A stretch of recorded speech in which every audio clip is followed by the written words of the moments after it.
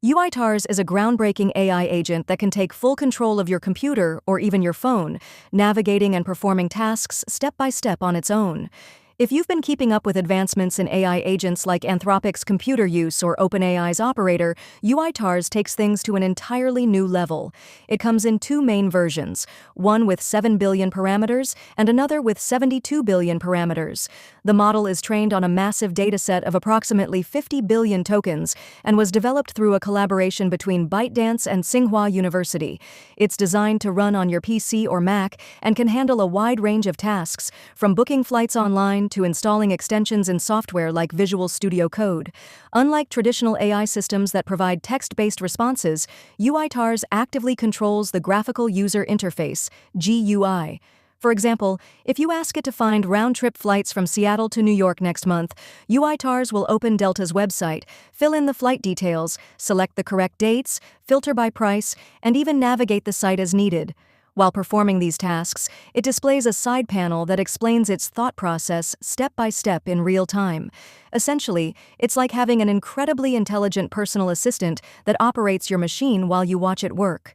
TARS outperforms other leading AI models like GPT-4, Claude, and Google's Gemini across more than 10 different GUI benchmarks. For instance, on the Visual Web Bench benchmark, TARS scored 82.8, while GPT-4 scored 78.5. It also excels in benchmarks like WebSRC, ScreenQA, and Short. When it comes to multi-step tasks, such as opening Office software, rearranging slides, customizing background colors, or interacting with mobile apps, TARS dominates. On the OS World benchmark, which evaluates an AI's ability to perform open-ended computer tasks, TARS 72B achieved a score of 24.6 over 50 steps, outperforming Anthropic's Claude, which peaked at 22.0. So, how does TARS achieve all this? One major difference is that it's a native GUI agent. Older AI systems often rely on text-based data like HTML or accessibility trees, or they require complex scripts to navigate interfaces. TARS, on the other hand, perceives the screen visually, just like a human would. It doesn't need to interact with hidden code behind the interface. Instead, it takes a screenshot, understands the layout, and operates the interface as if it were a real user clicking and typing. This approach is known as the pure vision-based agent method, which allows TARS to handle changes in interfaces or platforms more flexibly. However, that's only part of what makes TARS so powerful. Another key feature is its use of reflection tuning, or system-to-reasoning, which enables it to handle multi-step tasks and correct errors on the fly. For example, if TARS tries to install an extension in VS Code and encounters an issue, it can detect the problem, check if the application is still loading, and adjust its approach accordingly. This reflection process allows TARS to adapt dynamically, such as retrying a button click or trying a new method if the initial attempt fails. In summary, TARS represents a significant leap forward in AI capabilities, combining advanced vision-based interaction with robust reasoning and error correction to deliver a seamless, human-like experience in controlling digital interfaces. TARS has been trained on hundreds of virtual machines, simulating a wide range of real-world tasks for practice. Whenever it makes a mistake, it learns from the error, and this feedback is fed back into the model, allowing it to improve with each iteration. This iterative learning process is key to refining its performance over time. Now, how does ByteDance manage to train such a massive system, especially given the GPU export restrictions they face? Instead of relying on brute force computational power, they've focused on algorithmic breakthroughs. They leverage a mix of synthetic data, user interaction replays, crawled tutorials, and more. Their training pipeline collects screenshots from a diverse array of websites and apps, logs bounding boxes for each on-screen element, extracts displayed text, and integrates all this information so the model can understand how different interface components fit together. The model learns to unify various actions, like tapping on mobile or clicking on desktop, into a universal action space. This end-to-end approach combines perception, analyzing screenshots, reasoning, determining the steps to take, memory, both short-term and long-term, mouse clicks, keyboard inputs, into one cohesive system.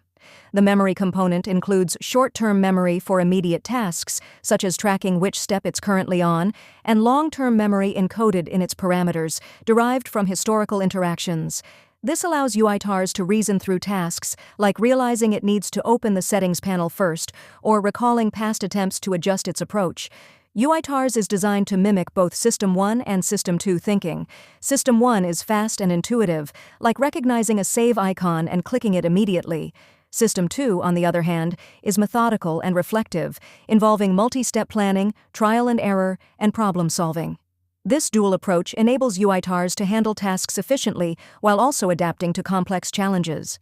When compared to competitors, TARS stands out. For example, Anthropic's Claude performs well on web-based tasks but struggles with mobile tasks. GPT-4 excels in many areas but falls short of TARS in specialized benchmarks. On the Web SRC benchmark, which evaluates understanding of semantic layouts in web contexts, TARS 7b achieves a top score of 93.6%. For ScreenQA Short, the 72b version scores 88.6, outperforming Claude 3.5 Sonnet. On the ScreenSpot Pro benchmark, designed for high-resolution professional applications, TARS 72b achieves an impressive 38.1, surpassing many older models. The evolution of TARS reflects a broader trend in AI development. The field has moved from rule-based automation, RPA, to agent frameworks that rely on large language models but still require significant manual prompt engineering. TARS represents the next step: fully native agent models that operate end-to-end. Looking ahead, the research points to the development of active and lifelong agents, which will continue to push the boundaries of what AI can achieve. The future of AI is heading toward models that can learn from their environment in real time without requiring extensive retraining. TARS is a significant step in this direction, as it already uses iterative training to continuously refine itself. However, the vision goes even further. The goal is to develop agents that can set their own tasks, attempt them, and learn from the outcomes autonomously. Remarkably, TARS is open-sourced, with its code available on GitHub at github.com/ByteDance/UITARS. There's also a standalone desktop app you can download, allowing you to experiment with letting an AI take control of your computer. Imagine an AI autonomously navigating your PC or Mac, installing Chrome extensions, booking flights, or even editing files in Photoshop. The developers humorously describe it as having an invisible digital assistant working behind your shoulder, except it's faster and, hopefully, less prone to random errors than a human coworker. The name TARS is a nod to the witty, shape-shifting robot from the movie Interstellar, reflecting the AI's quick thinking and adaptable nature. The research paper delves into the meticulous methods used to minimize errors. One approach involves error correction data, where mistakes are labeled, corrected, and fed back into the model for improvement. Another is post-reflection, where the agent attempts to recover from a failed action. These techniques ensure that TARS becomes more reliable over time. The potential applications are vast. TARS can handle OS-level control, chain tasks across different software, and even bridge the gap between design and coding.